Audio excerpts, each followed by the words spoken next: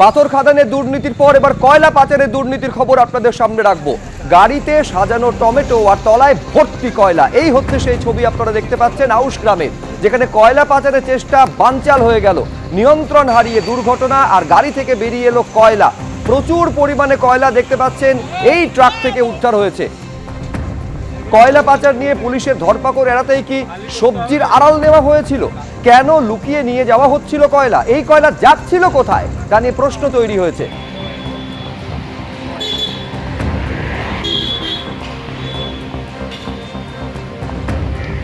সকালবেলা এসে দেখছি যে গাড়িটা অ্যাক্সেল বা গুল্লা কেটে বাঁ দিকে পড়ে রয়েছে। বাঁ দিকে পড়ে থাকাতে দেখছি গাড়িটা পাল্টি হওয়ার মতন ব্যবস্থা। এবারে সেখানে দেখছি আবার কয়লা রয়েছে, উপরে মাল চাপানো রয়েছে টমেটো, তলায় দেখছি অভিনব কায়দায় কয়লা পাচার হওয়ার মতো ব্যাপার। আগে তো দেখি না গাড়িতে কয়লা যাওয়া, এখন দেখছি মানে পাচার হচ্ছে। তার মানে আমরা জিনিসটা দেখলাম এটা আজকে হয়েছে বলে, নাহলে তো আমরা কোনোদিন দেখিনি। অভিনব কায়দায় নিশ্চয়ই যায় এভাবে কয়লা, নাহলে কীভাবে পাচার।